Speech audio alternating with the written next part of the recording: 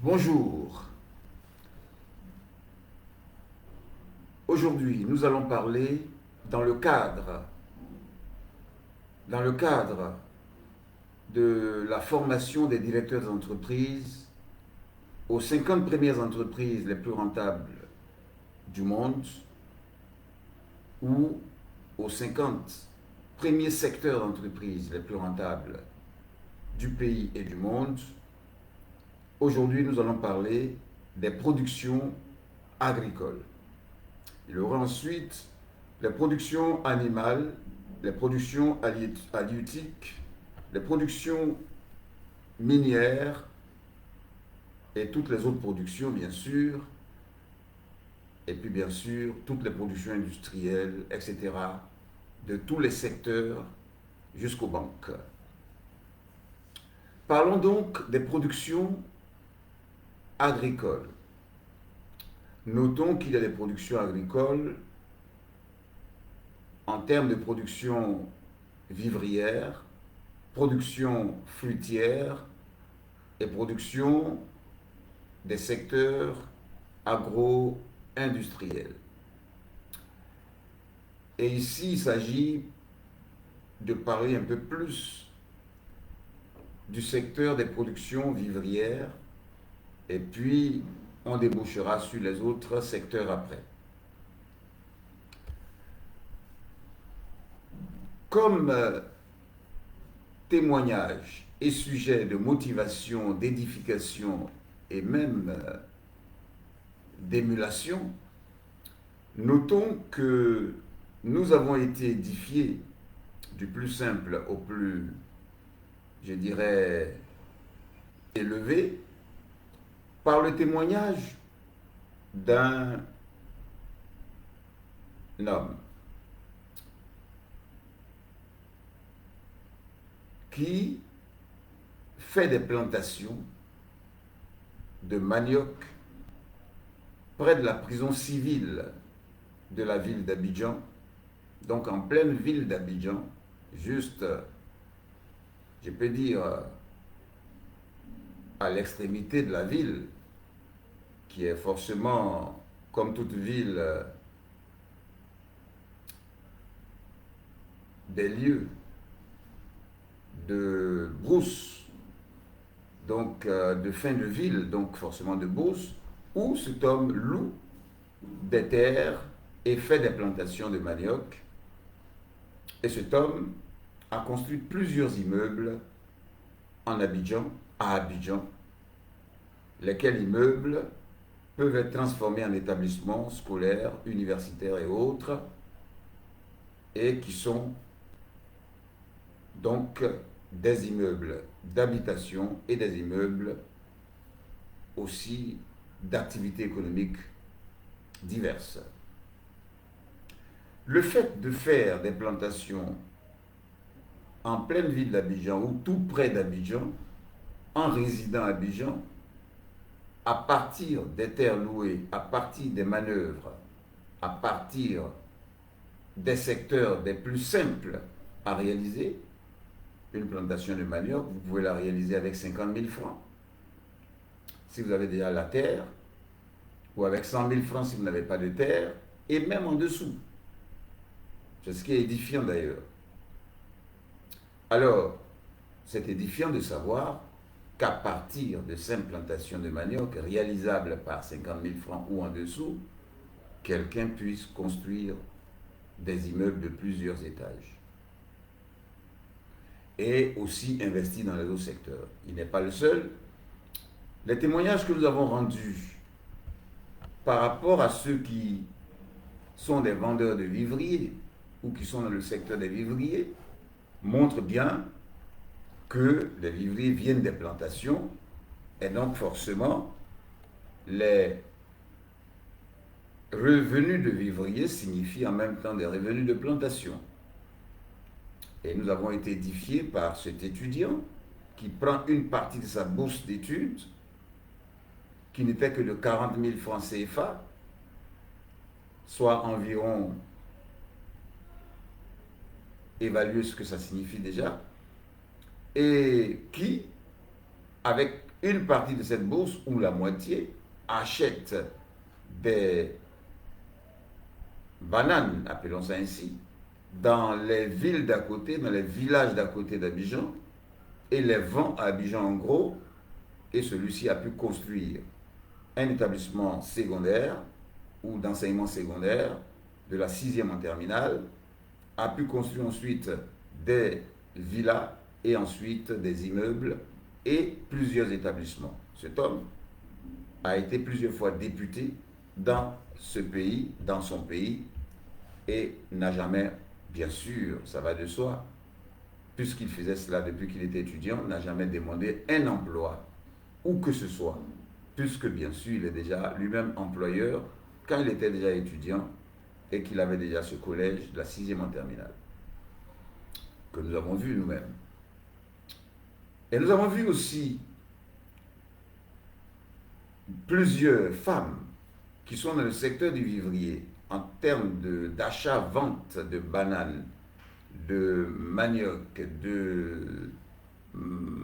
d'igname, mais surtout de bananes, de piments, d'aubergines et autres, toutes ces femmes, nous avons vu plusieurs qui ont aujourd'hui des collèges et lycées dans la ville d'Abidjan et ailleurs, ou dans les villes d'Abidjan et ailleurs. Alors, ceci montre déjà en quoi ce secteur est rentable, et davantage lorsque on se réfère à des témoignages plus édifiants, tels que le témoignage de Rockefeller, le plus riche du monde et le plus riche de tous les temps, qui affirme qu'il a commencé ses entreprises ou sa richesse ou son abondance économique par la vente des céréales, donc des vivriers. Lesquelles ventes de céréales marchaient tellement qu'il s'est mis ensuite dans les raffineries de pétrole grâce aux moyens des vivriers et donc des céréales, et ensuite s'est mis dans l'extraction de pétrole grâce aux revenus suivants, donc des raffineries plus l'agriculture, et puis ensuite s'est mis dans la construction des automobiles, dans la construction des avions, dans la construction des villes, des États-Unis d'Amérique et autres. Et Rockefeller a donc étendu ses entreprises sur toute la Terre à travers des entreprises comme Esso, Mobil et autres, des entreprises d'hydrocarbures, de carburant, essence, gasoil et autres dans le monde entier. Et Rockefeller fut le plus grand financier, non seulement des églises évangéliques des États-Unis d'Amérique en tant que chrétien baptiste évangélique, mais aussi du parti républicain des États-Unis d'Amérique, dont il fut le plus grand financier. C'est de même pour George Washington, le premier président des États-Unis d'Amérique, qui était planteur et extrêmement milliardaire. C'est de même pour Houphouët-Boigny, président de la République de Côte d'Ivoire, qui était planteur, en plus de ses activités fonctionnariales, ou du moins de son activité de fonctionnaire extérieur, mais qui ne cite jamais comme activité particulière, mais il se présente comme planteur, et il affirme même que le succès de la Côte d'Ivoire repose sur l'agriculture, comme le succès et la richesse de plusieurs pays du monde reposent sur l'agriculture, ou a commencé par l'agriculture avant de s'étendre aux autres secteurs. Donc quand vous voyez dans un pays ou en Côte d'Ivoire des établissements scolaires universitaires, des écoles primaires dans toutes les villes et dans tous les villages, des écoles secondaires de la 6e en terminale dans toutes les villes du pays, des hôpitaux, des routes et autres, comprenez que c'est le fruit aussi de l'agriculture, et surtout de l'agriculture, quand un président affirme que le succès de son pays repose sur l'agriculture. Si l'agriculture peut donc produire toutes ces écoles étendues dans tout un pays, toutes ces maternités, tous ces hôpitaux, toutes ces routes, tous ces bureaux, tous ces lieux de service, etc., ça montre en quoi l'agriculture n'a pas besoin de démontrer en quoi elle est rentable et pionnière dans la richesse d'un pays ou d'un homme, ou en quoi tout le monde doit s'y investir. Encore que elle est aussi nécessaire pour la vie quotidienne et elle est urgente en beaucoup de choses. Ces raisons d'en parler, qui sont les témoignages des uns des autres, tels que Jimmy Carter, président des États-Unis qui était planteur d'arachide, et qui l'est toujours d'ailleurs, et de Salomon, le plus riche de tous les temps dans la Bible, qui affirme qu'il a commencé par l'agriculture, lisez Ecclésiaste chapitre 2, et à partir de l'agriculture et des irrigations qu'il faisait, il est aussi allé en d'autres secteurs. Tout ceci montre que la plupart des riches du monde et la plupart de tous les pays riches du monde, c'est d'abord l'agriculture et ensuite vint l'industrie et les automobiles et les avions et les constructions navales et autres, ainsi de suite. À partir de ce fait, tout pays du monde a un secteur ou a des secteurs agricoles qui fondent leur développement, et vous pouvez donc étudier l'économie de tout pays. Vous n'écarterez pas le secteur primaire qui est composé de l'agriculture, l'élevage, la pêche et pisciculture, les mines et autres, avant de citer le secteur secondaire, qui est le secteur industriel et autres, avec tous ces compartiments très très diversifiés dont nous parlerons, et puis le secteur tertiaire qui comporte bien sûr tous les autres secteurs, à savoir le transport, les banques, les établissements scolaires, universitaires et autres, bien sûr du secteur privé comme du secteur public. Alors, au vu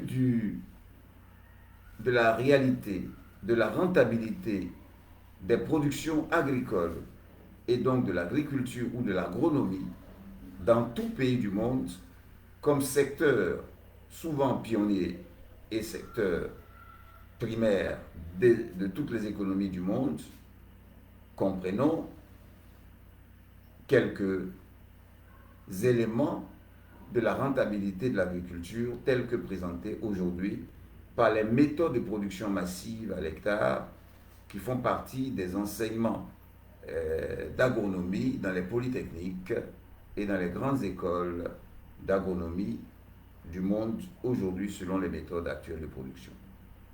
Et c'est par rapport à cela que nous avons souvent présenté les revenus d'agriculture en même temps que les revenus des autres secteurs d'affaires par rapport auxquels vous verrez les 50 meilleurs du monde. Et nous avons dit que selon les méthodes de production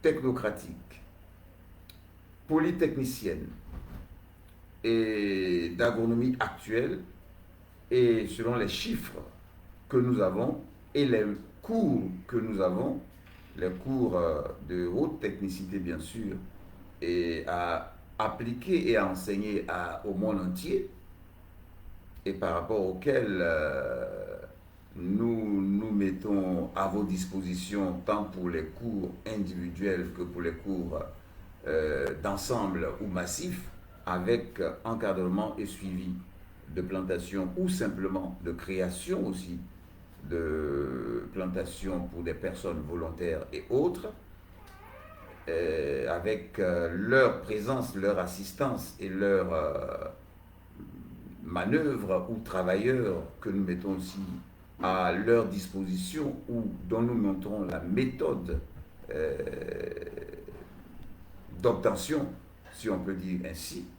Nous avons simplement dit que au nom de ces revenus d'agriculture, nous pouvons affirmer la thèse selon laquelle tout homme peut être millionnaire et milliardaire à partir de rien, bien sûr, si vous savez vous y prendre et si vous faites simplement ce que nous sommes en train de dire, parce que vous pouvez aussi partir de rien du tout. Nous avons dit qu'à partir de 50 000 francs CFA, et même en dessous, tout homme au monde peut avoir une plantation. Une plantation ayant la surface des moyens qu'il a. Si vous avez 10 000 francs, vous pouvez avoir une plantation de 10 000 francs. Et je vous dirai comment. Si vous avez 20 000 francs, au lieu de les gaspiller, vous pouvez avoir une plantation de 20 000.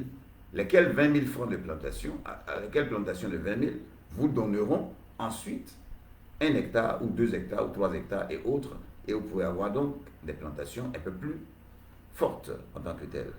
Mais ce qui est évident, par rapport à toute somme ou selon la somme que vous avez, vous pouvez avoir une plantation. Ou au moins, vous pouvez faire une plantation. Vous pouvez même certainement avoir une plantation. Selon les méthodes que nous montrerons, à partir de moins que 20 000 francs. Puisque vous pouvez même avoir la terre gratuite. Ou peut-être que vous avez déjà la terre. Ou alors vous pouvez louer la terre à crédit et faire la plantation et payer la terre ensuite. Et même vous pouvez traiter certains sujets que vous pouvez payer après récolte. Mais parlons de celui qui a quelques moyens. Notons simplement que à partir de toute somme que vous avez, vous pouvez avoir une surface de plantation, laquelle surface de plantation, avec application des méthodes de production massive à l'hectare, vous donneront forcément ensuite 1 hectare de plantation à partir des premiers moyens que vous avez eus, ou même plus qu'1 hectare. Et si vous avez 1 hectare maintenant de plantation selon le produit ou le secteur que vous voulez, je dirais, produire, nous vous disons simplement que les chiffres qui sont donnés après expérimentation et selon les marchés d'Abidjan ou de Côte d'Ivoire ou simplement d'Afrique, vous saurez simplement que 1 hectare de gombo est présenté comme donnant et devant donner absolument 9 millions de francs en 3 mois.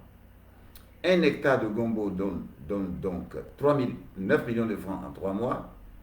1 hectare de salade, c'est 5 millions de francs en 2 mois. 1 hectare de concombre, c'est 7 millions de francs en 1 mois et demi. 1 hectare de salade, ou du moins 1 hectare d'arachide, c'est 6 millions de francs à partir du 4e mois. 1 hectare de banane plantain, c'est 12 millions de francs. 1 hectare de banane douce, c'est 21 millions de francs. 1 hectare de piment, tomates et autres, selon le genre et le modèle que nous vous présenterons, parce qu'il y a plusieurs modèles, c'est pas moins de 10 millions de francs. 1 hectare de riz, c'est 2 millions de francs en 2 mois, 3 mois maximum.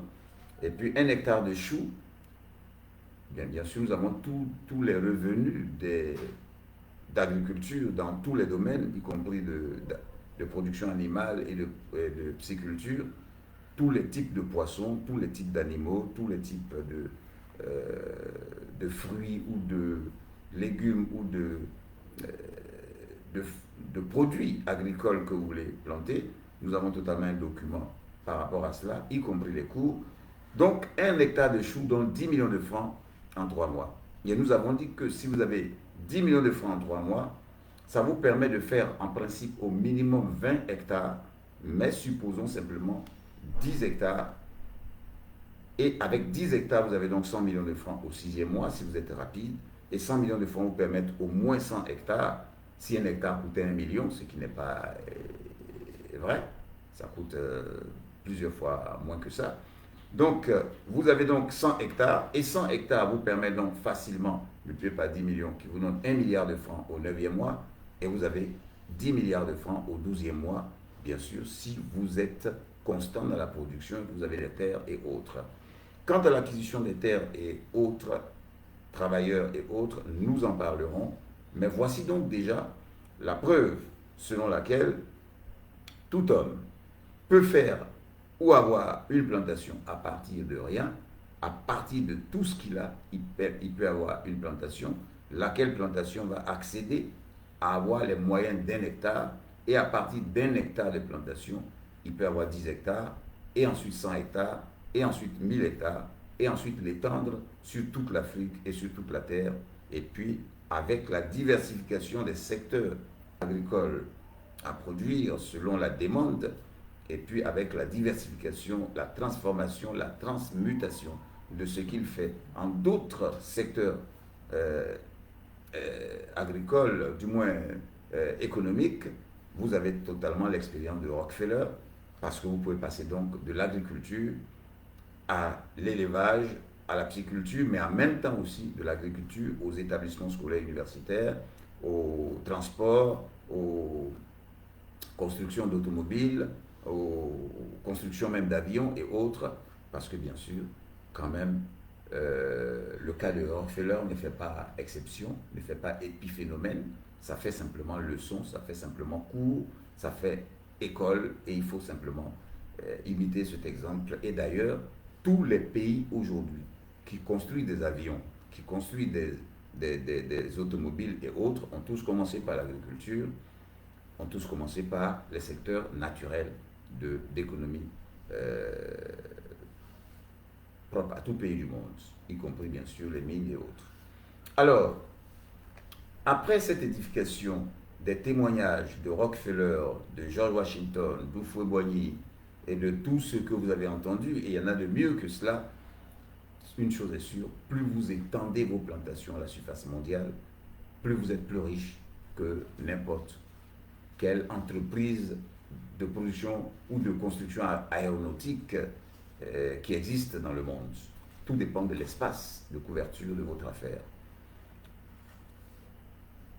Donc ainsi est présentées les productions agricoles, lesquelles sont à vos dispositions dans les cours polytechniciens que nous avons aussi eu l'occasion d'avoir comme documentation et formation que nous donnerons, que nous lançons déjà dans toutes les villes et dans tous les villages et dans tous les quartiers de Côte d'Ivoire et du monde entier en vidéoconférence, et aussi dans chaque quartier, dans un établissement de chaque quartier au moins, tel que nous en cherchons les représentants en matière de direction des cours et autres.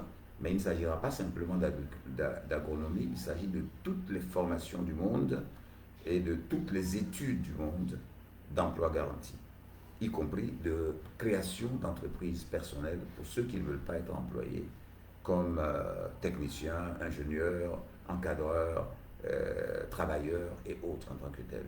Nous lançons donc toujours notre appel d'inscription sur notre numéro de téléphone par SMS et autres que nous donnerons tout à l'heure pour être représentant d'entreprise, pour être directeur d'entreprise, pour être travailleur, pour être collaborateur d'affaires. Nous avons besoin de tout le monde, où que vous soyez dans le monde entier.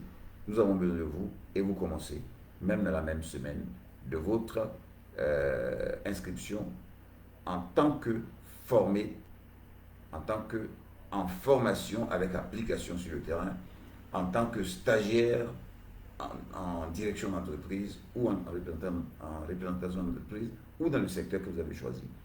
Mettez-nous simplement à l'expérience et vous verrez ce que vous serez capable, ce dont vous serez capable et ce que vous serez capable de faire à l'instant même dans le secteur que vous aurez choisi parmi tous les secteurs les plus rentables et les plus utiles et même les plus urgents du monde, depuis l'enseignement, depuis les établissements scolaires et universitaires jusqu'aux banques, en passant par tout ce qu'il y a d'import-export, d'assurance, de gardiennage, de production agricole, animale halieutique et autres, et dans tous les secteurs d'affaires, de construction de bâtiments, de routes et autres, etc. Voilà, donc tous les secteurs d'économie et de développement et d'entreprise. Parlons un peu du défi d'une plantation. En Côte d'Ivoire et dans chaque pays, vous pourrez donc faire votre enquête et votre tourisme économique dans les villages comme partout ailleurs pour simplement, je dirais, adapter ce que je vais dire ici. D'abord, en Côte d'Ivoire, en réalité, les terres se louent dans tout village qui existe. Parce que si vous voulez acheter une terre, ça va créer certains conflits, mais vous pouvez aussi en acheter. Et puis, avant d'acheter une terre, pour l'expérimenter si elle est vraiment fertile, il est souvent bon aussi de louer. Et les terres ne coûtent rien du tout. Les terres coûtent 30 000 francs l'hectare en un an. C'est-à-dire en un an, vous ne payez que 30 000 francs, un hectare. Et vous pouvez travailler sur cet hectare au moins 4 fois. Si vous êtes dans les productions vivrières qui ont 3 mois de durée, comme les choux et autres, gombo et autres. Et vous avez vu qu'un hectare de choux doit donner en principe 10 millions de francs en 3 mois. Si ça n'a pas pu donner cela, ça doit au moins, la récolte doit être au moins cela. Pour dire que vous avez bien appliqué les méthodes d'ingénierie sérieuses pour cela. Mais vous pouvez aussi planter ça selon les méthodes villageoises et autres, et puis avoir ce qui est relatif. Mais ce qui est sûr, voici des données qui montrent que toute chose au monde a été une fois expérimentée, et la chose a donné une production du genre, ou doit donner une production du genre, et la production du genre vendue sur tel marché, en tant que tel kilo donne ceci, ou tel sac donne ceci, le nombre de sacs que produit un hectare de choux, ou de manioc, ou de ceci, prenons ça ainsi, vendu au marché, multiplié par le prix du kilo ou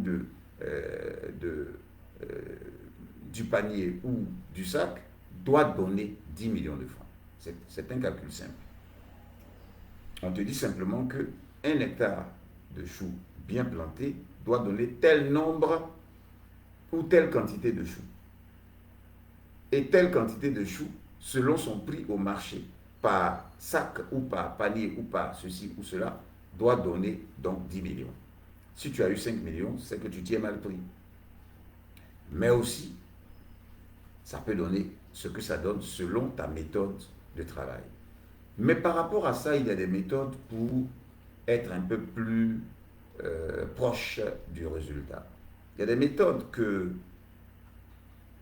les établissements universitaires, polytechniciens ou autres enseignent, mais il y a aussi des méthodes que nous avons ajoutées pour raison simplement de sagesse. Parce que les cours que vous allez recevoir, avant que je n'ai pas le début, je fais une petite digression, on peut vous dire, telle plante pousse sur telle terre, terre argileuse, terre ceci, etc., etc. Bien sûr, dans votre cours, c'est dit. Vous n'êtes pas forcément géologue, vous n'êtes pas forcément très très raffiné en matière d'études de la terre, et à la limite, vous pouvez prendre n'importe quelle terre pour vouloir faire des concombres. Comme plusieurs qui sont venus me voir pour dire qu'ils ont fait des concombres, et ça n'a pas marché. Et j'ai toujours posé une question de sagesse. Est-ce que là où tu as fait les concombres, il y a quelqu'un d'autre qui avait fait les concombres avant toi et ça marchait? Parce qu'un homme peut venir me dire, j'ai fait café cacao à Boaké, alors que café cacao c'est la richesse de la Côte d'Ivoire. Tous les riches de Côte d'Ivoire, c'est d'abord le café cacao, ou à la limite en d'autres choses. En dehors du transport, si je dis d'autres choses, peut-être en politique. Sinon, en réalité, c'est café cacao et puis l'agriculture. parce que le salaire de fonctionnaire, c'est pas avec ça qu'on devient riche. Encore le salaire, encore moins le salaire même d'un directeur de banque. Donc, si on ne s'enrichit pas le café cacao, et puis il a fait café cacao à Boaké, et ça n'a pas donné, il est surpris. Et pourtant, café cacao ne poussera jamais à Boaké. Et ça ne pousse pas à Boaké, bien que ce soit en Côte d'Ivoire. Mais ça pousse à Bangourou, ça pousse à Daloa, et son fief aujourd'hui, c'est Daloa Miyagi. Donc, au lieu de, en plus des termes techniciens, très technicistes employés dans les cours que vous recevrez, usez aussi de sagesse. Alors moi, généralement, quand je donne un cours ou un conseil de direction d'entreprise, maintenant il y a des cours particuliers d'opération qui est de l'ordre des encadreurs, des techniciens et autres. En matière de cours d'administration d'entreprise et au secteur agricole, je vous dirais d'abord recenser l'ensemble des régions de Côte d'Ivoire ou du pays où pousse telle culture. Et pour le savoir, ce n'est pas difficile. Allez au marché, à la gare des vivriers, tous les produits qui arrivent, prenez le nom des villes d'où ça vient. Toutes les villes et leurs villages d'où ça vient. Alors vous saurez déjà que cette plante-là pousse dans ces lieux-là. Vous n'aurez pas besoin d'étudier une terre. Parce que je connais beaucoup de personnes qui sont allées à Bingerville, tout près d'Abidjan, pour faire des plantations de concombres, de choux. Tout a échoué. Parce que choux et concombre ne poussent pas à Bingerville. Mais ça pousse pourtant à Bassam. Ça pousse à Songon, juste à côté d'Abidjan. À Bingerville, il n'y a que manioc, un peu banane. Donc, souvent, quand vous êtes trop dans des chiffres de ce genre, et que vous êtes trop dépensé, bon, vous dépensez beaucoup, vous pouvez mettre 3 millions de francs dans des plantations qui ne donneront rien. Je connais quelqu'un qui a mis 5 millions. Il a pris des tracteurs, il a défriché presque une ville, et il a planté tomates, piments et autres. Et je vous dis, pour 5 millions de francs d'investis, il a eu 400 000. 400 000. Et pourtant, il avait pris crédit. Donc, moi, je préfère, en plus des termes très techniciens, que les gens utilisent, alors que vous n'avez pas l'art de détecter réellement le sol d'une chose, il est mieux d'être pragmatiste et simplement normal et intelligent pour ne pas planter une chose n'importe où, simplement parce que vous voulez planter. Et en plus de planter la chose là où il faut déjà de façon naturelle, il faut maintenant lui ajouter ce qu'il faut d'expertise qui est très récent et qui est de l'ordre des productions massives à l'hectare. C'est-à-dire ce que vous deviez avoir sur 5 hectares et 10 hectares, vous l'avez aujourd'hui sur un seul hectare. Si vous voulez, ce que vous pourriez avoir, vous devriez avoir en plantation villageoise, sur 5 hectares, vous l'avez en 1 hectare. Et ces méthodes sont ce que vous devez avoir et savoir pour diriger des plantations, pour diriger des entreprises que nous vous confierons et aussi pour créer des entreprises que vous pouvez créer. C'est alors que nous venons maintenant sur le devis.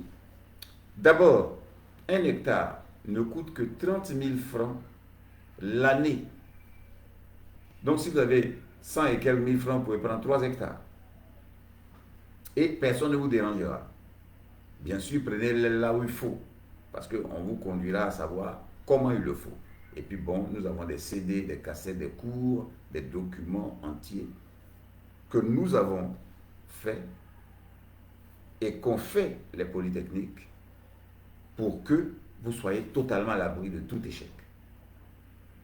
Et quand je dis tout échec, on ira jusqu'au gardiennage, parce qu'il y a beaucoup de voleurs dans les plantations aussi. Il ne faut pas faire les choses en ignorant un élément. Premièrement, vous achetez donc une terre, là où il faut, et où les choses marchent, là où la chose est produite abondamment. Ok. 30 000 francs en 1 an. C'est cela. En dehors maintenant de la terre qu'il faut louer, il y a ce qu'on appelle le défrichage. Le défrichage, c'est le mot scientifique ou technique du fait d'enlever la brousse par les machines, par les tracteurs ou par la main, par les machines, par les dabas ou machettes ou autres. L'essentiel, c'est enlever la brousse. On appelle ça aussi débrousser. On appelle ça le défrichage en bon français. Enlever la brousse.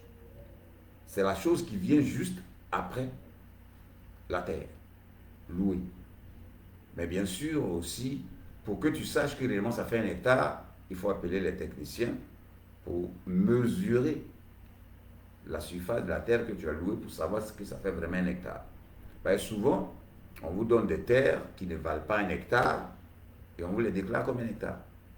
1 hectare étant 100 mètres sur 100 mètres, c'est bien, mais souvent les plantations ne sont pas forcément carrées. Ça peut être rectangulaire, ça peut être aussi ovale.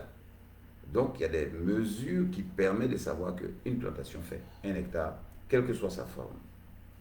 C'est un préalable, ça va vous coûter quelques déplacements des techniciens, mais vous aurez réellement cela. C'est pour que vous sachiez réellement que votre plantation a donné tel franc, alors que ça devait donner tel franc. Donc premièrement, l'allocation de la terre, ou bien vous l'avez déjà, mais je ne vous demande pas de miser forcément sur une terre que vous avez déjà, parce que vous pouvez avoir une terre dans votre village, sans que votre village ne soit l'origine des vivriers vendus en gros à Abidjan et en détail à Abidjan. Parce que quand votre région ou votre village fournit des vivriers à la capitale, ça veut dire que vous êtes d'un village d'une grande rentabilité dans le domaine fourni. Mais quand votre village ne fournit que de quoi manger et de quoi vendre dans votre village, mais pas en dehors, ça veut dire que votre village donne ce produit, mais ça ne donne pas de façon si forte. Donc, vos terres que vous avez, vous pouvez faire quelque chose dessus. Vous n'aurez rien à payer en matière de location ou d'achat. Mais en matière d'affaires, si tu veux avoir beaucoup d'argent, ce n'est pas pour 30 000 francs à sacrifier que tu vas planter forcément sur ta terre. Tu peux aller là où il faut et qui donne beaucoup plus en production massive et en fruits assez, je dirais, je peux dire, en forme, plus que chez toi. Je le dis parce que vous allez voir que vos bananes de votre village ne sont pas les bananes, par exemple, d'Alépé, de Daloa, de Bonon et de Boisflé. Et pourtant, quand vous allez vouloir les vendre, c'est ce que les autres villes qui sont fournisseurs de la capitale fournissent que les gens aiment. Donc il faut souvent voir. Donc tu peux commencer chez toi, mais il faut toujours avoir l'œil sur les lieux d'origine des vivriers vendus dans la ville et surtout dans la capitale. D'où ça vient. Ça, c'est mon apport personnel dans cette expérience de détecter et d'avoir la géographie de du pays par rapport à chaque produit vivrier de chaque lieu du pays. Ok. Au point où, si tu m'écoutes et que tu as entendu que Chou donne tel franc et que tu es de Bondoukou, tu ne sois pas triste en disant, comme un chauffeur qui me disait, moi je suis de Bondoukou, vraiment ce que tu dis là c'est bon, mais ma ville ne peut pas produire ça. Mais ta ville peut-tu produire quelque chose d'autre? Et on ne t'a pas condamné à ta ville. Ceux qui sont à Abidjan ne sont pas d'Abidjan, fonctionnaires y compris. Donc, pour être riche, on ne reste pas dans sa ville, on ne reste pas dans son quartier. On va là où se trouve la richesse. On va en France, on va aux États-Unis, on va dans tous les pays du monde, etc. Et les Français viennent en Afrique, etc., etc. Et je dis bien qu'il n'est plus question simplement de montrer aux Européens les opportunités d'Afrique, mais de montrer aux Africains les opportunités d'Europe et de donner des visas gratuits à tout citoyen pour aller concurrencer avec les Européens dans leur lieu, avec les Arabes dans leur lieu, ainsi de suite. Plutôt que de laisser choses. Et puis quand ils viennent en Afrique, qu'est-ce qu'ils font? C'est pour faire des plantations de bananes douces, des plantations d'ananas, en utilisant les Africains. Ce n'est pas planter un ananas ni de bananes douces qu'on ne peut pas faire. Même chez eux, on plantera le blé. Donc, Comprenez déjà ces dispositions. En dehors donc de la location de la terre vient le défrichage. Le défrichage, c'est 30 000 francs l'hectare. Quelqu'un peut te demander plus, hein, mais je vous te dis le prix normal et le plus courant. À côté d'Abidjan, on dit 40 000, mais 30 000, c'est le prix pour un hectare. Donc il enlève toute la brousse à 30 000. Il peut arriver que la brousse ait de gros arbres à abattre. Le prix est un peu à part, ça peut te coûter 15 000, mais en réalité, c'est 30 000 pour enlever la brousse. Et puis bon, il va passer à tout ce qu'il y a pour dégager cette brousse enlevée, qui va te demander quelques 2 semaines ou quelques jours. Et après le défrichage, après la location de la terre et le défrichage, vient maintenant le planting. Le planting, c'est le fait de planter. Et ça se plante de différentes manières. C'est là que, c'est en ce moment que tu as besoin du cours que nous donnons. Et que donne et d'un encadreur. Ou du planteur. Parce qu'il y a déjà des planteurs qui savent planter, généralement dans tous les villages. Dans tout village où on plante chou, si tu vas planter ton chou, tes choux ou bien autres, tu auras forcément un planteur. Puisque déjà, on y plante des choux, il y a forcément des manœuvres. Mais il faut maintenant donner nos cours là, à ce manœuvre. Il faut qu'il l'ait devant lui et que toi aussi tu aies ce cours devant toi. Pour qu'il fasse les choses telles que c'est écrit, si tu veux avoir les revenus que nous présentons. À ce moment-là, nous pouvons te donner ces cours-là à 10 000 francs, ne serait-ce que les cours à distance ou les cours par documentation en tant que tel, 10 000 francs CFA, 100 ans. Et puis maintenant, si tu as besoin peut-être d'assistance, d'encadrement et autres, ou de conduire des autres éléments, tu verras. Mais ce qui est sûr, c'est pour que chacun puisse l'avoir. Et si tu n'as pas 10 000 francs, tu peux le payer aussi par étapes, selon tes possibilités, mais avec toute l'assistance que nous te proposons. Alors, le planting, c'est cette partie qui coûte aussi 30 000 francs. J'ai dit 30 000 francs, location de terre en un an. Et tu peux planter 4 fois si tu veux, même 5 fois si c'est le riz. Ensuite vient le défrichage, 30 000. Ensuite vient le planting, 30 000. Je dis bien 30 000. Ils viennent souvent nombreux, les planteurs là, ceux qui vont planter là. Ils peuvent venir à 8. En un jour et demi, ils ont tout fini. Ou en 2 jours, ils ont fini. C'est tout comme pour le défrichage, ils viennent à plusieurs. Ils se partagent les 30 000 en fait. Mais en un jour, 2 jours, ils ont fini. Ce qui peut perdre un peu de temps, c'est juste la durée du fait que ça doit sécher pour être brûlé ou alors pour être dégagé. Après le planting, qui contient des éléments que je dirai ensuite, en termes de semis ou d'autres éléments, c'est pas tout qui est sémence, hein, mais ça comporte certains éléments que tu verras dans les cours des plus érudits en tant que tels. Il y a ensuite l'arrosage. L'arrosage vient immédiatement dès qu'on a planté. Et généralement, il s'agit d'arroser 2 fois par jour pendant les 10 premiers jours et 1 fois par jour le reste des jours. Et comme c'est des choses qui sont nourries un peu comme les poussins sont nourris et puis ils grandissent rapidement là. C'est comme ça qu'on a adapté les plantations aujourd'hui. Voilà. Ça ne se nourrit pas des efforts, des racines qui cherchent quelques substances d'humus, mais c'est nourri par tous les engrais et tous les éléments constitutifs de leur méthode de production. Et par les eaux permanemment données selon la quantité d'eau. On peut te dire par exemple, il faut 20 litres d'eau par mètre carré 2 fois par jour. Un seul mètre carré, 20 litres d'eau. Ça veut dire que c'est comme s'il pleut chaque jour. Autrement dit, l'enseignement scientifique, technique, technologique des plantations européennes, africaines, modernes, ne sont plus des plantations pluviales, des plantations qui dépendent des pluies et qui font que les récoltes ne sont pas bonnes. Parce que quand une plantation dépend des pluies, alors qu'elle devait avoir de l'eau chaque jour, elle peut avoir de l'eau une fois tous les 10 jours.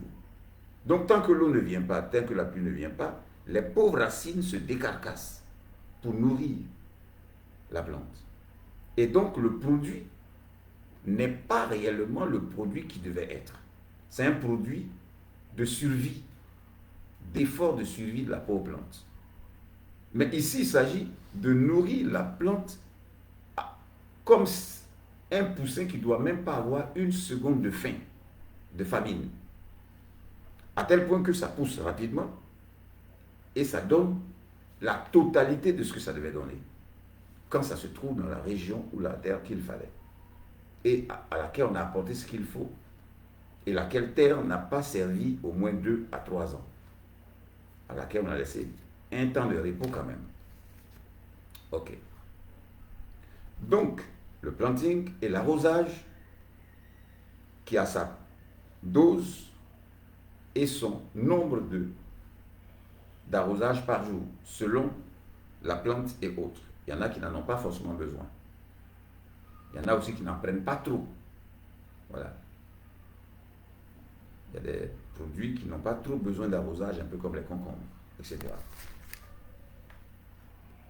En dehors des arrosages, hier, on parlait de désherber. Aujourd'hui, on parle d'herbicide. Il y a donc l'herbicide. Mais avant l'herbicide, on peut déjà avoir besoin de l'insecticide. Voilà 2 choses qui rentrent en ligne de compte. L'herbicide pour tuer toutes les herbes qui ne sont pas bonnes ou qui veulent envahir la plante. Et l'insecticide pour détruire tout insecte qui aime apparaître dès que les plantes se proposent ou se donnent ou se font voir. Après cela, il n'y a que l'arrosage qui continue. Mais n'oublions pas qu'on aurait déjà mis engrais, hein, parce que souvent, en matière d'engrais, on met déjà l'engrais, on mélange la terre avec l'engrais, même avant de planter. Pour certaines plantes, on mélange la terre avec l'engrais, on fait reposer 2 jours avant de mettre les semis ou les plantes ou ce qui a été mis en pépinière. Donc, l'engrais et planté, ça va ensemble. Que ce soit après ou avant ou autre ou en même temps que mélangé à la terre. Et il y a plusieurs types d'engrais en tant que tel. Et tout ça, vous en aurez le défi. Mais ce qui est sûr, l'arrosage va donc continuer jusqu'à la récolte. Mais en même temps que l'arrosage, qui va coûter aussi, qui coûte généralement moins que ça. Généralement, on prend 20 000 le mois. Mais arrondissons encore à 30 000 pour calculer simplement. Celui qui arrose, souvent, il demande 20 000 par mois. Mais arrondissez à 30 000. Là, tu auras terre à louer, 30 000. Défrichage, 30 000. Planting, 30 000. Arrosage, 30 000. Parce que l'insecticide et puis l'herbicide, ce n'est pas vraiment coûteux, ça ne vaut pas 30 000, mais surtout, ce n'est pas permanent, ça se fait juste pour un temps. Mais ce qui est vraiment capital, c'est d'abord ça, c'est 4 points. Donc tu es déjà à 120 000 par là, 30, 30, 30, 30, 120 000. Et puis vient le gardiennage, la surveillance de jour et de nuit. Il faut y investir. Il y a des gardiens qui demandent 20 000 francs par mois, il y en a qui demandent 40 000. Mais même si tu allais jusqu'à 60 000, même si tu donnais au prix d'un vigile de ville, tu n'as pas perdu. Parce que tout ton succès repose sur ce gardiennage. Une plantation dans une brousse est exactement comme des poulets qu'on élève dans une brousse, dans un poulailler visible aux passants. Est exactement comme des poissons qu'on est en train d'élever en termes de pisciculture dans un étang, dans une brousse. Ça dit s'il n'y a pas de gardien, et si ce gardien n'est pas voleur, tu seras volé. Du moins, s'il n'y a pas de gardien, tu seras volé. Et ce gardien vole, tu seras volé. Ça veut dire que tous tes efforts sont nuls si tu ne prends pas un gardien à qui tu dis tout fruit volé, ça sera toi. Donc, et par rapport auquel tu prends toutes les coordonnées, connaissance de son village paternel, maternel et autres, empreinte digitale, tout. Et la photo, pour que s'il fuit, tu le publies dans les journaux. Si tu lui dis ça là, il ne va pas fuir. Même si tu ne vas pas publier dans les journaux, fais tout ce qui est dissuasif. Parce que je te dis, il n'y a rien de difficile dans une plantation, sauf le vol. Ceux qui font des plantations qui échouent, c'est ceux qui ne sont pas passés par notre méthode de formation, de sécurisation. Parce qu'un homme peut te former, même dans les cours que vous allez voir, vous ne verrez pas gardiennage. Vous ne verrez pas. Vous ne verrez pas aller dans le village où la chose pousse le plus. En toute chose, il faut ajouter sa propre sagesse. Donc, mais on se dit que le gardiennage doit aller de soi. Mais si tu prends un voleur comme travailleur, mais ça va de soi, tu ouvres une boutique, tu mets un voleur, il va voler. Un jour, il peut tout prendre et puis il disparaît. On connaît des gardiens, même des travailleurs de plantation, qui travaillaient, bon, vous savez, quand vous donnez un travail de manœuvre, de défrichage à quelqu'un ou de planting à quelqu'un, mais lui, ça en prend des manœuvres. Il s'attrape une somme importante et puis eux, ils font le travail. Et après ça, il n'y a rien à faire. Donc, il n'y a que l'arrosage et le gardiennage. Donc, celui-même qui travaille à planter, à défricher, à planter et autres, peut être gardien. Et il dort dans la bourse. Vous pouvez lui construire une case, ou même un hangar, ou ce que vous voulez. Pas pour qu'il dorme la nuit, mais pour qu'il veille. Un veille le jour, un veille la nuit, mais surtout la nuit. Surtout qu'il y a beaucoup de personnes qui ne se donnent plus à faire des efforts avec tous ces chômeurs qui existent, avec tout ce qui existe, même ces étudiants qui sortent sans emploi et qui retournent au village. Mais à un moment donné, il y a des gens qui ont des jeunes qu'ils envoient dans les plantations pour arracher tout ce qu'ils trouvent là-bas pour manger. Et ils ne vont jamais au champ, ils mangent normalement. Ils en vendent même.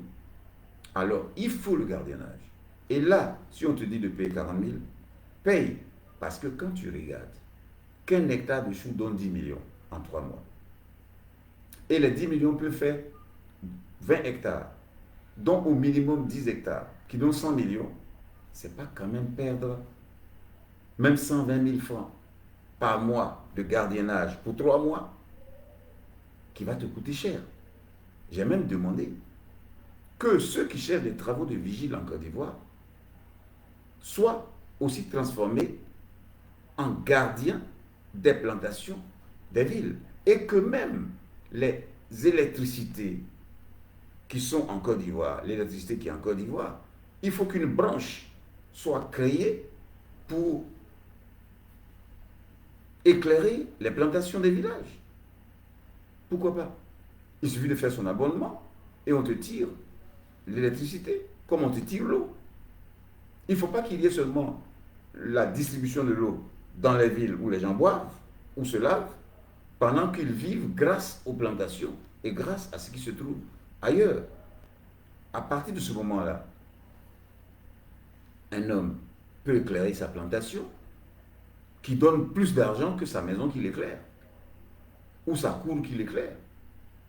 Et même ces bureaux, souvent inutiles, qui ont des climatiseurs dans les villes et où les gens ne font rien du tout de bon, et en plein où des gens sont payés, souvent à ne rien faire et à gaspiller le courant. Il faut étendre l'électricité et ça fait partie de notre projet et programme. Il faut étendre l'électricité à tout lieu de production économique, y compris les plantations, et il faut étendre l'hydraulique, la distribution d'eau à tous les villages afin que tout le monde puisse arroser. Chaque homme puisse arroser son champ. Avec toutes ces rivières, ces fleuves et autres qui existent, ce n'est pas des châteaux qu'on ne ferait pas pour ravitailler tout le monde. Et en plus, ceux qui ont ces villages, qui ont ces plantations, ils sont plus à mesure de payer l'électricité et l'eau que plusieurs qui vivent à Abidjan. Donc, et en ville en tant que tel. Donc, ça c'est dit en passant. Mais ce qui est évident, c'est qu'il faut prévoir le gardiennage. Et il faut même souvent, pourquoi pas, dans notre projet beaucoup plus étatique, nous avons demandé, de la même manière que nous avons fait des suggestions par rapport à comment transformer toutes les écoles primaires publiques de tous les villages, à la fois en collège et école primaire publique, à la fois et en école de formation, à tous les emplois du monde avec offre d'emploi immédiat. Nous avons fait cette proposition, ça peut se transformer en une seule année, dans les doubles vacations, triples vacations et autres. La même école peut servir de façon primaire et secondaire, et même tertiaire, et même industrielle, et même agronomique, et autres à la fois. Et tous les villageois d'un village peuvent être à la fois des auditeurs et des élèves et des étudiants et autres en agronomie, en élevage et en tout secteur d'affaires et être affectés en Europe, en Amérique, en Asie et partout ailleurs. Et non seulement une école primaire, inutile, avec des heures de trop et des jours de congé de trop et des contenus de cours inutiles en dehors de l'essentiel de compter, lire, écrire et calculer. Il y a beaucoup de choses qui sont inutiles et qu'il faut remplacer par d'autres choses, telles que comment planter de l'arachide et faire l'expérience déjà d'un mètre sur un mètre de plantation d'arachide par élève, par écolier. 1 mètre sur 1 mètre, ça veut dire 1 mètre carré, jusqu'à la production, jusqu'à la consommation, jusqu'à étendre ça d'une classe à une autre, jusqu'à ce que la classe de CM2 puisse être capable de faire un quart de plantation qui donne au moins 1 million de francs à l'écolier, qui lui permet de faire plus d'1 hectare qui donne 6 millions, ainsi de suite. Et qui lui permet d'aller en Europe, en Asie et autres, et faire du même. Même avec le niveau CM2, il faut avoir des ingénieurs d'école primaire. Je dis bien, un homme peut avoir le grade et la connaissance d'un ingénieur à l'école primaire. Ça dépend seulement de ce qu'on lui enseigne. Donc, ici, vous voyez déjà que quand vous avez 120 000, vous êtes déjà bien parti avec, bien sûr, maintenant, le coût des semences et autres, et l'engrais et autres. Mais lorsque vous n'avez pas cette somme qui tend vers 100 000 et 200 000, maximum 250 000 par là, en tout cas la plupart des productions du pays, maintenant les productions qui viennent d'Europe, telles que le chou, le concombre et autres, ce sont des produits européens qui coûtent un peu plus cher à cause de leur semences en tant que telles. Il faut avoir une certaine somme, bien sûr, mais qui est à la portée de tous et qu'en peut avoir progressivement. Et comment? Notons que lorsque une terre se loue à 30 000 l'hectare, vous verrez que un quart d'hectare dans tous les villages de Côte d'Ivoire se loue en divisant le coût de l'hectare par 4. Donc 7 500 francs. Quand tu arrives dans les villages, dis que moi je veux faire un carré. Ils appellent ça un carré. 50 mètres sur 50 mètres. Un quart d'hectare. 7 500. Arrondissons à 8 000. Et quand tu prends quelqu'un pour enlever la brousse sur un quart d'hectare, bon, si on vous dit qu'un hectare donne 10 millions, un quart d'hectare doit donner 2 500 000. C'est pas rien déjà. Je veux dire, soyons optimistes. Et à l'optimal aussi. Donc, avoir 2 500 000 comme premier revenu pour avoir ensuite 5 hectares, 10 hectares, c'est pas mauvais. Donc, un homme peut dire, je fais un quart d'hectare de chou. Il faut donc 7500 francs, prenons 6 000, 8 000 ou 7 000, pour calculer simplement. Le défrichage, c'est aussi 7 500. L'arrosage, c'est aussi 5 000. Le planting, c'est aussi 5 000. Ça veut dire quoi? Ça veut dire que pour quelqu'un qui n'a pas assez d'argent, avec 28 000 francs environ, il couvre la location d'une terre d'un hectare, il couvre le planting et le défrichage, le planting et l'arrosage. Il lui reste donc le prix des semences divisé par 4, le prix de l'engrais d'un hectare divisé par 4, le prix des insecticides et autres d'un hectare. Ça veut dire que à 28 000 francs, qui est le fondamental, plus 7 000 francs aussi qu'on peut ajouter pour le gardiennage, mais en tout cas, pour le gardiennage, va jusqu'à un hectare pour être plus à l'aise, afin que tes 30 000 francs soient payés plus facilement. Moi, j'ai souvent conseillé, selon mes méthodes, bon, je ne vais pas le dire ici, je vais le dire à tous ceux qui nous rencontreront, comment faire la première plantation. Moi, je vais le dire en bref, sans aller en profondeur. Quand j'ai commencé le domaine agricole, sur un hectare, je mets 4 produits.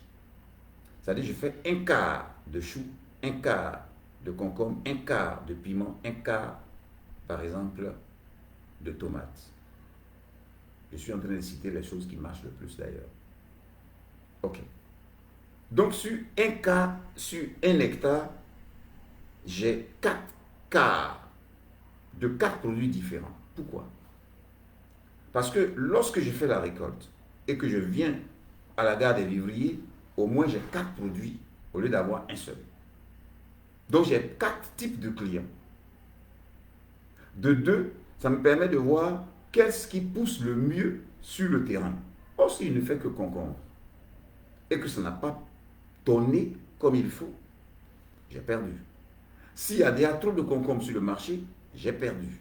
Ou alors je mettrai trop de temps pour vendre. Donc avant d'abord de vendre, la formule est, il faut vendre avant de planter. Donc avant de planter, il faut déjà savoir de quoi ont besoin les grossistes acheteurs de la gare des vivriers. Ça fait partie de nos cours. Donc, quand je sais ce dont ils ont besoin immédiatement, au lieu de faire un hectare, je préfère faire un quart, 4 quarts, 3 produits. Je parle du début, hein, 4 produits sur un seul hectare. Et sur le deuxième hectare, je fais encore 4 produits. Donc si j'avais fait concombre, chou, tomate, piment, sur l'autre hectare, je vais faire arachide, oignon, par exemple, prenons aubergine et gombo. Je me situe dans les choses les plus rentables. Voilà. Donc, ça fait 8 produits déjà. Et sur le troisième hectare, parce que moi j'ai commencé par 3 hectares, mais sur chaque hectare, il y a au moins 4 produits. Le troisième hectare, ça va prendre maintenant les autres éléments aussi rentables et aussi demandés à la gare des vivriers après l'enseignement ou dans les entreprises, les usines et autres qui prennent certains produits particuliers pour leur activité en tant que telle. Donc, mais dans les cours, il y a déjà tout ça en tant que tel. Donc, ça c'est selon mon choix personnel de diversifier. Pour que ce soit facile à vendre et pour que désormais la prochaine opération soit basée sur ce qui a le plus produit et ce que les gens ont le plus acheté. Alors, entre concombre et autres, je ferai par exemple 5 hectares ou 2 hectares désormais de choux et 1 hectare de concombre si concombre n'a pas tellement marché sur le terrain. Et je ferai par exemple peut-être 10 hectares de piment et 5 hectares de gombo parce que j'ai testé déjà 8 produits sur 2 hectares et 12 produits sur 3 hectares. Bon, mais ça, c'est dit en passant. Le devis montre simplement déjà que autant un homme est dans le sein de sa mère, invisible comme cellule, et il devient un œuf, ou du moins un fœtus, un embryon, ensuite un bébé, et celui qui va en quatre pattes, qui se tient debout et qui tombe et qui se relève, qui marche en dandinant et marche, et ensuite il devient un homme de votre rang. Et les hommes qui habitent toute la terre en matière de reproduction, autant toute entreprise peut commencer par une qui est reproductive des autres.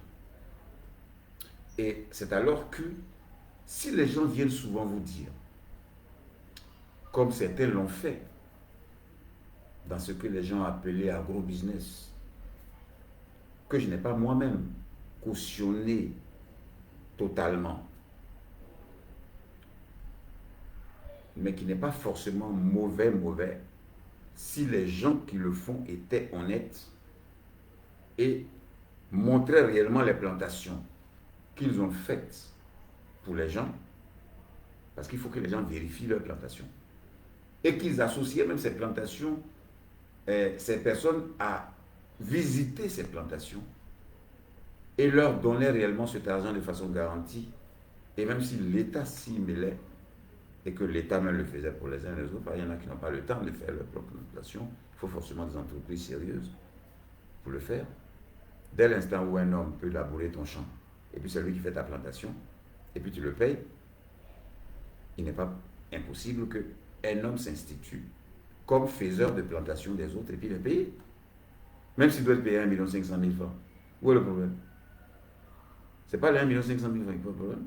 S'il y avait vraiment un problème, on trouverait délictueux ceux qui l'ont fait. Mais si on ne les a pas arrêtés, ça veut dire que quelque part, on s'inquiète un peu qu'un jour il fuit l'argent des gens. Et c'est normal que l'État intervienne par rapport à ceci. Mais en même temps, il faut enrichir la population en l'aidant. Un homme peut créer une entreprise industrielle à quelqu'un.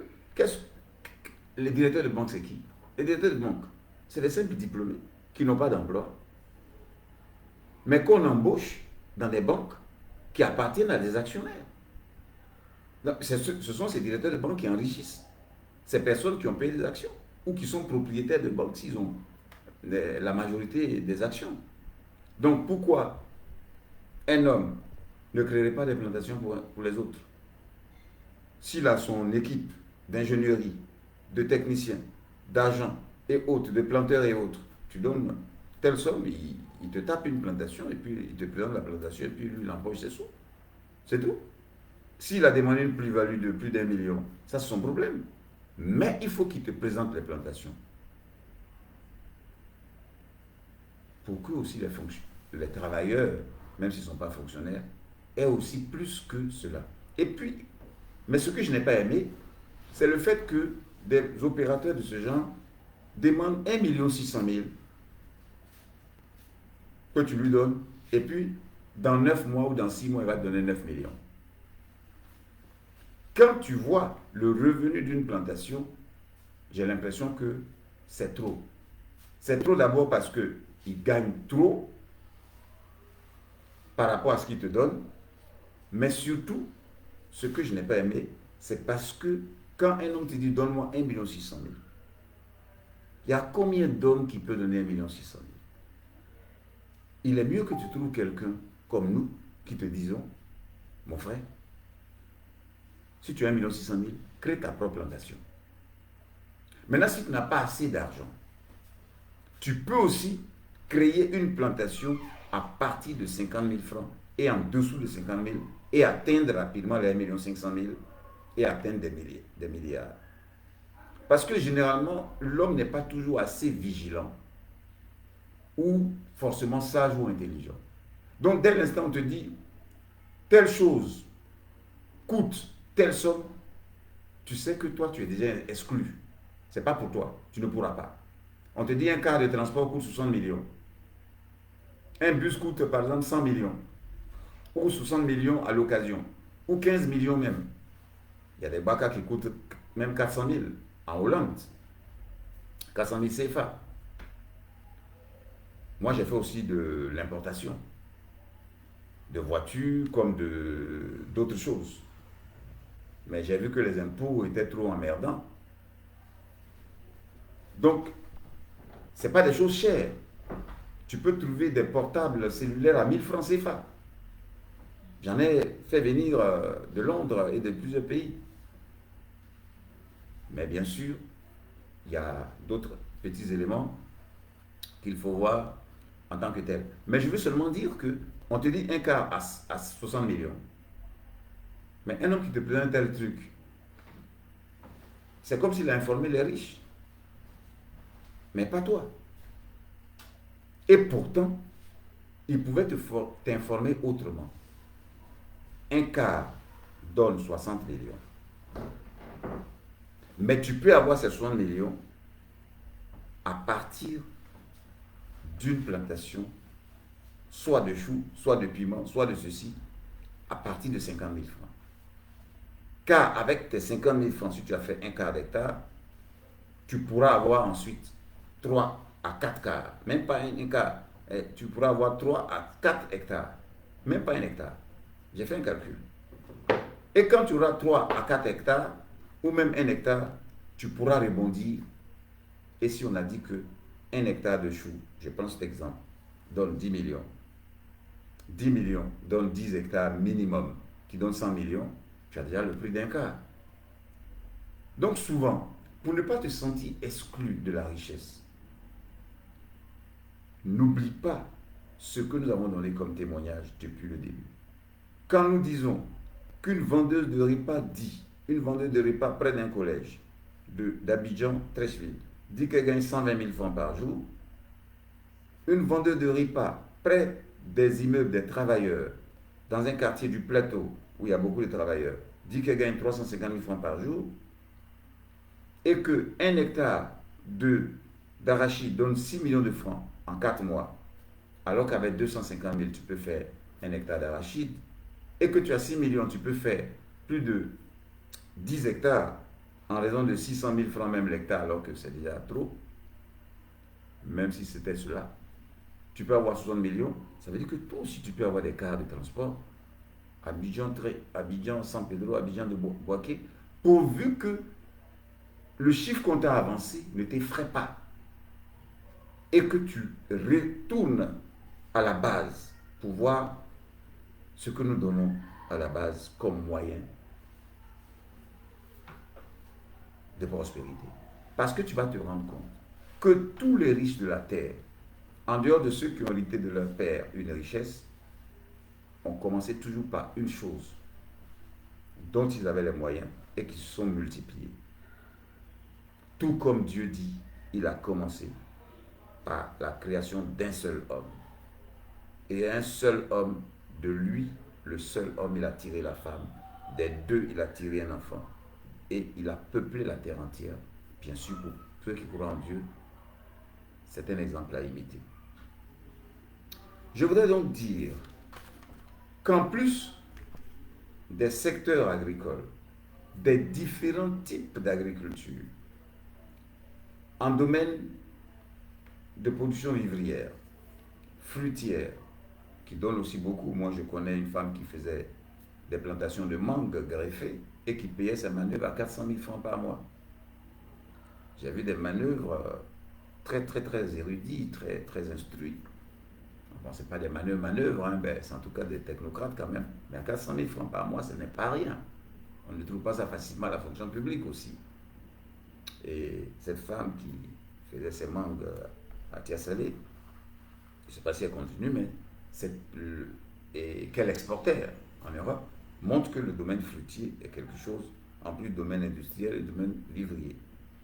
Donc, en dehors des secteurs, nous avons montré tout témoignage, enfin des témoignages, des plus simples, comme le planteur de manioc près de la prison civile Lamaka d'Abidjan, qui construit des immeubles, le vendeur de vivriers, donc à base d'agriculture, qui a conçu des collèges et autres à partir de simples livriers achetés dans les villages d'à côté, d'Abidjan.